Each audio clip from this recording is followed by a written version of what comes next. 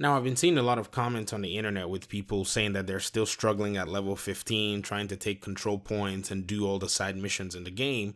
And so I wanted to make a little video just showing a guide on how you can actually spec your agent to be more effective in combat. Because yes, you can group up for the main missions, but when playing solo, you have to wear multiple hats and you have to be your own healer, you have to be your own crowd control, your flanker, your damage dealer, and if you have any luck, you have to be somewhat tanky to mitigate damage that's being dealt to you by these NPCs. So, with all these tasks left to you, what I'm going to be doing is making a small build template with specific weapons and weapon talents, also gear talents, gear attributes, and skills that will help you have much more fun when you're in combat by yourself. So, first, let's look into weapons. And what I'm going to do in this video is I'm going to give you my recommendations, and also for those of you who are big on solo play, please leave in the comment section ideas and some of your own tactics that you're using to be successful to help some of the new players as well. Right now I'm on level 28, so I'm just taking my time kind of, but I'm still on level 28, which was not really difficult for me to get to, but I can understand how some people may find it a little bit difficult to do. So let's turn this video into some kind of a forum by using the comment section to leave ideas and builds and all that good stuff. All right, back to the video. In my opinion, I think for your weapon, what you need to choose for your weapon and weapon talents is the assault rifle. This is a no-brainer for your choice of your primary weapon. And if you're on console, I know the SMGs are the preferred choice, but it may not be a bad idea to at least try out the AUG, which has a lower RPM and does a decent amount of damage and has also a very good stability. Now, the reason I've selected the assault rifle is due to one major factor, and that is the health damage. You see, majority of the NPCs that you're going to be fighting in the open world have the red bar, and all of that is just health that's waiting for your bullets to cut right through them. Also, there are weapon talents that can help you leverage and augment your assault rifle's damage, and so you can actually use those. Some of my favorite weapon talents, and I know it may shock you, is Allegro. Allegro increases your rate of fire, and I know for sure that rate of fire increases your DPS because the more bullets you can actually put out, the faster you can take down the NPC, which is usually the difference between life and death when you're a solo player. Now, because of this increased rate of fire, I would just say take Allegro. But if you don't want Allegro, there are also a lot of talents that you can also leverage. Another talent that I'm actually a big fan of, and I don't have any weapon that does have this talent, but a friend of mine got a weapon the other day, and it does have this one talent that I'm very curious to try, and it's called Stop, Drop, and Roll. You see, this talent basically removes exotic damage once it's on your weapon, and all you have to do is dive roll when you're under some kind of burn, bleed, or some kind of damage effect that's probably over time. So I definitely think that this is the whole package right here for you. Also, you can consider some other weapon talents like Optimist. You see, this talent helps your weapon damage, and it increases it by 10% for every 2% ammo missing from the magazine. So pretty much as you fire your weapon, your damage increases. Another weapon talent too that I can say make sure you're considering is something like Reformation, but this one helps your healing skills. So what I'm going to do is I'm going to discuss it over the course of this video when we get to skills.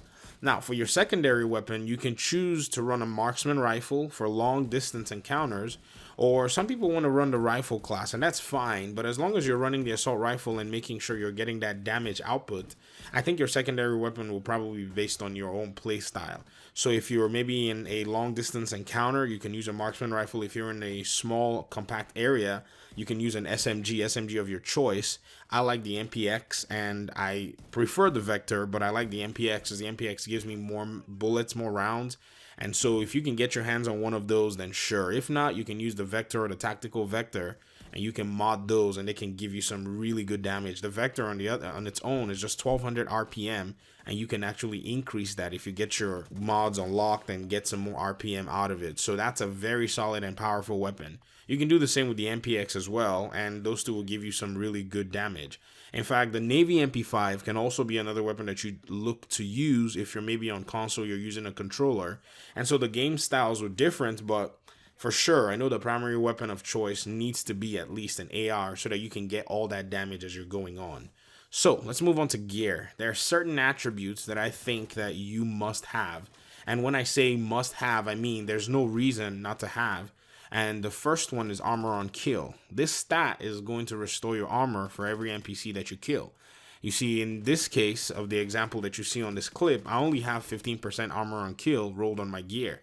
and each NPC I take out grants me a portion of that armor.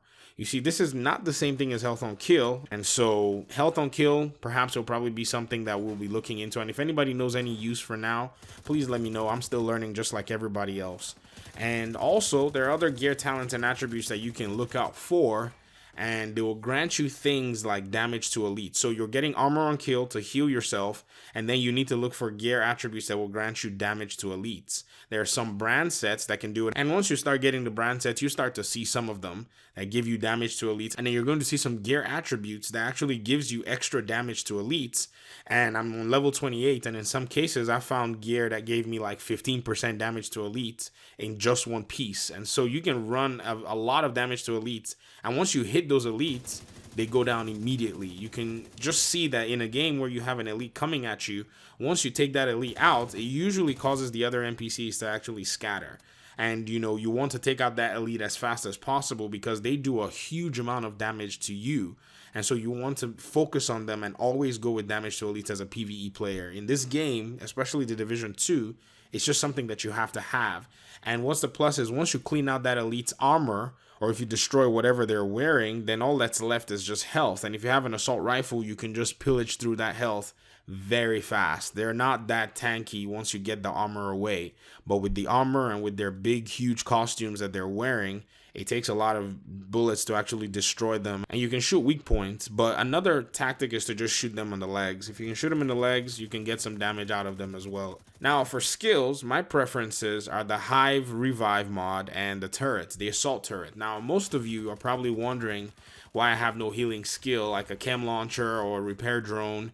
Well, I do run them in some cases if it's getting really tough in some missions. But for the most part, I found that 6 armor kits are quite sufficient to make your way through most of the control points and most of the missions if you play tactfully. Also, feel free to run whichever skill combinations you like, because I would also recommend the chem launcher that gives you the 3 shots and the heal boosts. But in my case, I just prefer the armor on kill stat because that actually works for me. And I know that these other skills that may help you would also be of importance to you. So run them. But if you're going to run them, also run that armor on kill. But I think I'm fine with the armor on kill. And I think it serves me well if you're using whatever kinds of skills to heal yourself and you don't feel like you're getting enough healing, then I would say look for armor on kill to augment your builds. And if you have the Hive Revive mod, it's definitely a lifesaver, especially for a solo player. I wouldn't even hesitate to unlock it right now if you're starting the game and if you're playing the game and you don't know what skills you want to get yet. Go ahead and get this one, because once an enemy NPC or a bunch of enemy NPCs take you down, you immediately drop that Hive Res mod and then it gets you back up on your feet and you can get a second chance to go at the mission. Because if you're doing these control points or these side missions in the open world and you die, you're on your own, except you can maybe call for help and somebody comes to help you. But if you're running on your own, you really need a second shot sometimes to be able to get back up, draw back, be able to take out NPCs from distance. And so with that Revive mod, I don't think I necessarily personally need a healing skill. But if you do, go ahead and run it just like I've said. Now, regarding the turret, I prefer the standard assault turret because it automatically picks a target and you can also manually direct it to what NPCs you want it to shoot. Now, the assault turret also suppresses enemy hostiles, and this can give you some breathing room if you're getting rushed. Now, some people prefer the striker drone, but I just stay away from it because it can be easily destroyed, and when you have no battle buddy, you're just pretty much left bare. Unlike the turret, you can hide it in a little corner and it can really watch your 6. It does a whole lot of work, that turret. You can use a flame turret if you want. That one can just burn in one direction and help you with crowd control. But the assault turret is just better because it also provides you free damage. So if you're in cover and it's shooting at an NPC and the NPC pops out of cover, that's damage that you're dealing that you don't physically have to do. And you can reposition, get good cover, and then start to shoot again while the turret is just doing its job without any more babysitting or worrying about any NPC, destroying it. Now, yes, elite NPCs can destroy it, and that's why you have to at least make sure that your placement is actually well done. So place it in maybe some surface or in a location where it can't easily be gotten to. And if they destroy it, well, you're not going to be standing there. It's taking their attention away. That's something that the Division has always been good at doing. When you lay your turret down, it actually causes a distraction for most of the boss NPCs. So the moment that thing takes away their direction and their focus from you, you can reposition yourself. If you have to draw back, then you do whatever you have to do. Now, regarding skills, how to augment your skills, there are brand set bonuses that enhance your skill cooldowns. Go ahead and look for those brand set bonuses, read through your stats, and you're going to find out that there are some of them that actually enhance your skill performance as well. I really genuinely want for even the new players and players who are probably struggling to just, take their time and learn the mechanics of the game, because what use is it if you don't learn the mechanics and actually know them like the back of your palm? You become a better player once you do. But I'll still give some recommendations nonetheless, because I know that even some weapon talents, they can grant you some major buffs and can be very helpful in combat. So I'll give some recommendations for weapon talents like Reformation.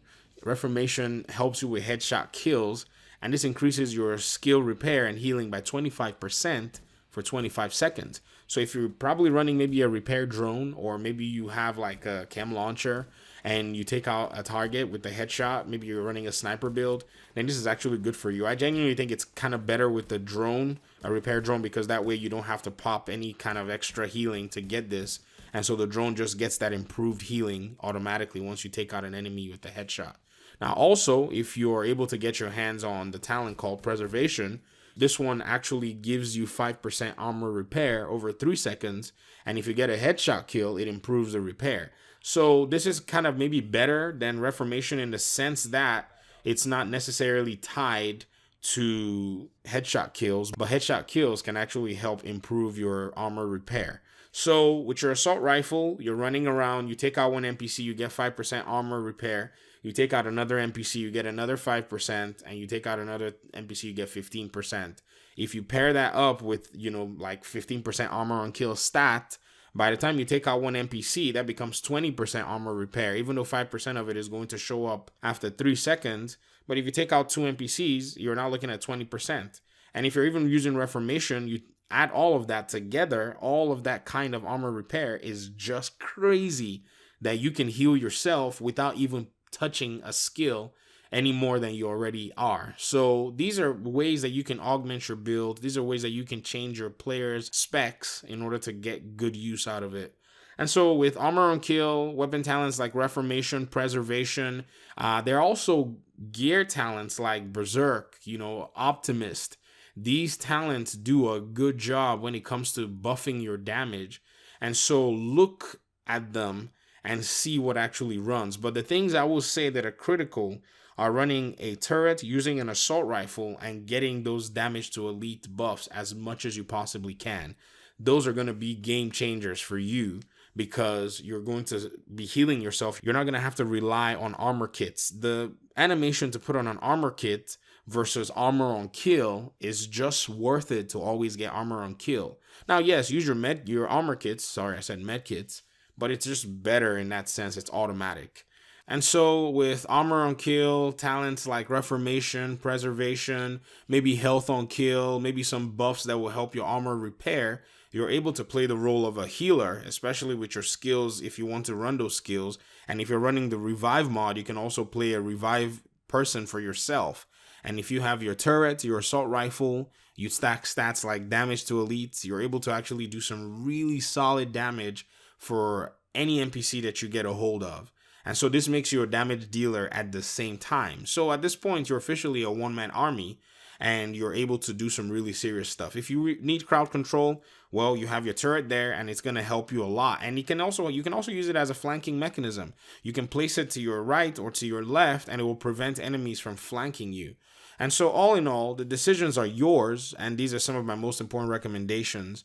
But I would say that these have really helped me. I mean, I've gotten to level 28, and I played most of it by myself.